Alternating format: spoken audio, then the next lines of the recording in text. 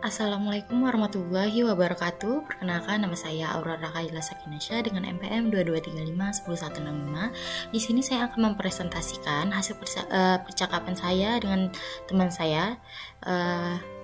Di sini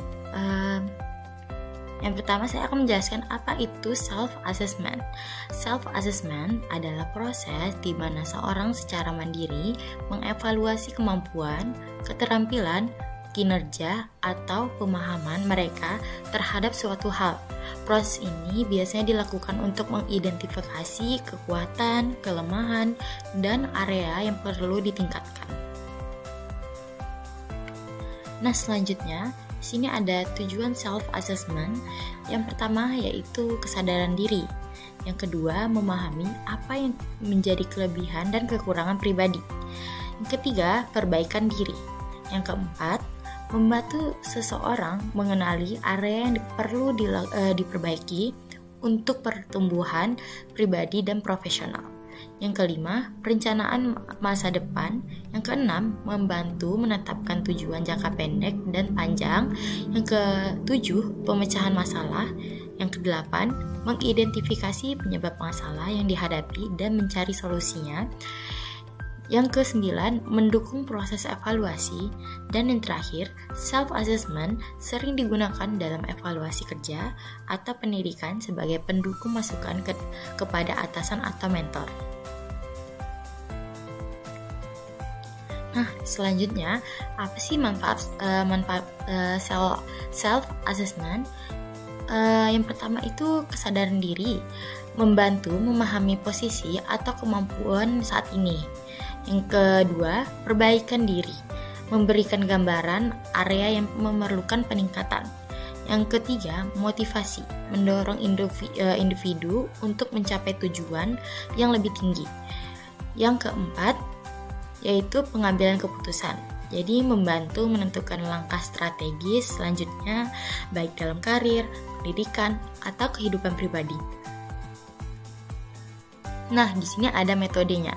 Metode yang pertama yaitu kuesioner atau tes mandiri, kemudian menggunakan alat bantu seperti daftar pertanyaan atau tes standar. Selanjutnya ada refleksi pribadi, kemudian melakukan introspeksi mendalam melalui jurnal atau meditasi. Selanjutnya ada feedback dari orang lain, kemudian ada menggabungkan masukan dari rekan kerja, mentor, atau teman untuk menilai diri sendiri. Selanjutnya ada alat digital, kemudian menggunakan aplikasi atau platform yang dirancang untuk membantu evaluasi diri. Nah, kebetulan saya di sini menggunakan metode yaitu feedback dari orang lain. Nah, saya sudah melakukan percakapan dengan teman saya yaitu Tamara. Jadi kami membahas banyak hal. Salah satunya yaitu cara menghandle perkuliahan agar tertata. Tamara memberikan tips ala dia, yaitu caranya adalah membuat to-do list. Ini merupakan cara yang efektif baginya untuk membagi waktu perkuliahan agar tersusun dengan rapi. Karena dia adalah seorang pelupa, maka dari itu membuat to-do list adalah hal yang tepat. Nah, kemudian juga kami membahas banyak hal, salah satunya itu tentang pertemanan. Nah, jadi di sini saya dan Tamara membahas tentang perbedaan apa sih pertemanan di era sekolah dan juga perkuliahan. Nah, menurut Tamara itu hal yang sangat berbeda sekali, karena kalau misalnya di sekolahan itu kan kita menemukan teman yang satu daerah, jadi semuanya bisa saling membaur. Nah, sedangkan kalau di perkuliahan ini kita ketemu sama orang yang berbeda-beda daerah dan juga beda-beda karakternya. Di sekolah juga beda karakter sih, cuman karena satu daerah jadi kita bisa mudah membaur. Nah, sedangkan kalau misalnya di perkuliahan kan agak sulit membaur ya, karena perbedaan daerah. Dan juga kata Tamara sih salah satu yang membuat dia merasakan perbedaannya itu adalah logat. Nah, dimana logat kami kebetulan berkuliah di Pekanbaru memiliki logat yang nadanya agak tinggi dan membuat Tamara agak sedikit shock karena di tempat kami asal kami, yaitu di Tembilahan itu tidak ada logat yang nadanya tinggi, semuanya berbicara ya lembut aja. Kemudian pas kuliah di Pekanbaru, nah itu yang membuat Tamara sedikit shock karena ya pertemanannya itu, kemudian ya karena cara berbicara. Nah, dari percakapan tersebut saya telah membuat observasi tentang diri. Yang pertama, saya membuat konteks percakapannya. Nah, konteks percakapan kami tadi yaitu perkuliahan, pertemanan, diri sendiri, dan juga memberikan solusi untuk suatu permasalahan. Selanjutnya, ada durasi percakapan. Nah, pada percakapan saya terhadap narasumber lebih kurang memakan waktu sekitar 8 menit. Menurut saya itu adalah waktu yang efektif untuk memberi observasi diri atau observasi diri masing-masing antara saya dan juga Tamara. Selanjutnya saya di sini ada membuat catatan perilaku. Pada saat saya berbicara, Tamara tidak ada memotong percakapan saya, begitu juga sebaliknya. Karena menurut saya kalau misalnya memotong percakapan itu adalah hal yang tidak sopan dan juga tidak beretika. Jadi saya melihat Tamara ini ketika saya ngomong, dia tidak ada memotong sedikit pun percakapan saya. Nah, jadi juga Tamara sangat mengamati saat saya berbicara dan dapat menyimpulkan cerita yang saya sampaikan dengan baik dan langsung mengerti tentang topik yang saya bicarakan. Nah, ini saya melihat Tamara mengamati saya saat berbicara itu dengan kontak mata. Jadi dia melihat saya dengan kontak matanya, kemudian dari cerita yang saya bicarakan itu dia dapat menyimpulkan. Nah, saya bisa melihat bahwa dia memahami apa yang saya bicarakan. Selanjutnya ada kriteria penilaian mendengarkan. Nah, jadi di sini ada indikator positif.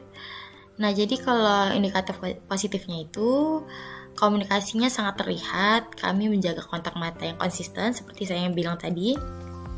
Kemudian memberikan respon nonverbal yang sesuai seperti anggukan dan ekspresi wajah.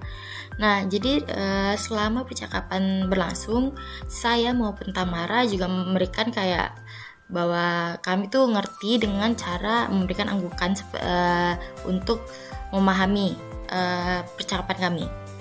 Kemudian tidak memotong pembicaraan satu sama lain. Tamara dan juga saya saling mengajukan pertanyaan klarifikasi dan mampu merangkum inti pembicaraan dengan baik.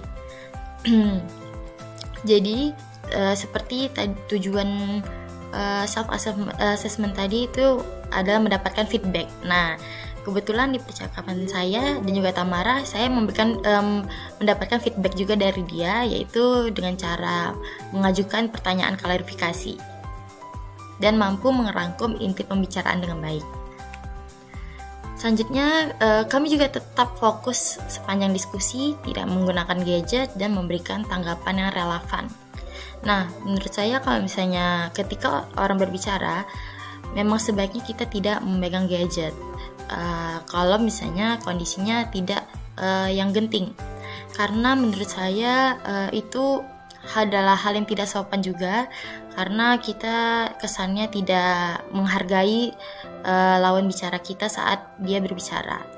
Dan juga sikap saling mendengarkan juga ditunjukkan dengan tidak sekedar menunggu giliran bicara, melainkan benar-benar memahami isi percakapan.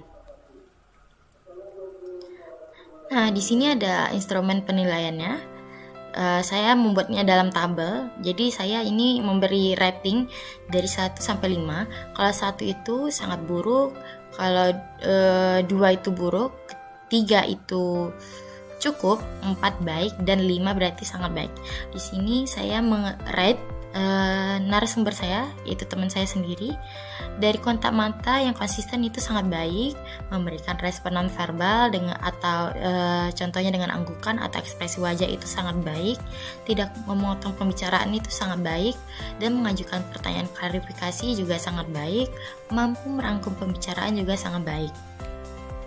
Nah, indikator negatifnya, sering memotong pembicaraan, itu tidak ada, jadi sangat baik. Kemudian sibuk dengan gadget juga tidak ada, jadi saya rate sangat baik juga. Memberikan respon yang tidak sesuai juga tidak ada, karena di percakapan kami satu sama lain itu memberikan respon yang sesuai dengan apa yang saya ataupun Tamara inginkan. Tidak fokus atau pikiran melayang itu tidak ada, jadi kami memang fokus dalam percakapan kami. Jadi itu saya rate sangat baik, dan menunggu giliran bicara daripada mendengarkan. Bener banget, jadi kita sebaiknya tuh harus menunggu giliran bicara dulu daripada kita mendengarkan. Selanjutnya, komponen percakapan. Nah, jadi analisis kekuatan dan kelemahan. Nah, kalau dari yang saya analisis, kekuatan saya itu mampu memberikan umpan balik yang baik dan menciptakan alur percakapan yang lancar bersama Tamara. Namun kelemahan saya terletak pada kesulitan merumuskan pertanyaan secara spesifik. Jadi ibaratnya saya itu lebih ke pertanyaan yang ada di pikiran saya, tidak spesifik, makanya itu menjadi kelemahan saya. Selanjutnya, untuk rencana pengembangannya, saya akan lebih teliti dalam menyusun pertanyaan dengan menyiapkan skrip terlebih dahulu agar wawancara lebih terarah dan terstruktur. Saya juga akan memperbaiki cara berbicara agar lebih lancar. Ini benar sekali, soalnya saya mempunyai gaya berbicara yang kurang lebih harus memikirkan dulu baru saya berbicara. Nah, ini kan membuat percakapan tidak lancar. Jadi saya akan mengevaluasi diri saya dan juga lebih teliti lagi dalam menyusun pertanyaan. Nah, untuk refleksi personalnya, saya merasa kurang siap saat percakapan sehingga muncul beberapa kesalahan. Seperti kalimat terhenti. Ini benar sekali, karena menurut saya kalau misalnya wawancara yang benar-benar itu kan harus prepare ya. Jadi memang saya kurang siap dalam percakapan. Namun kebetulan saya memiliki narasumber yang bisa atau mampu membawa saya untuk lancar dalam percakapan kami. Nah, jadi kedepannya saya juga berkomitmen untuk meningkatkan kemampuan komunikasi dan kesiapan dalam percakapan. Nah, jadi sekian presentasi yang dapat saya sampaikan. Lebih kurangnya mohon maaf. Assalamualaikum warahmatullahi wabarakatuh.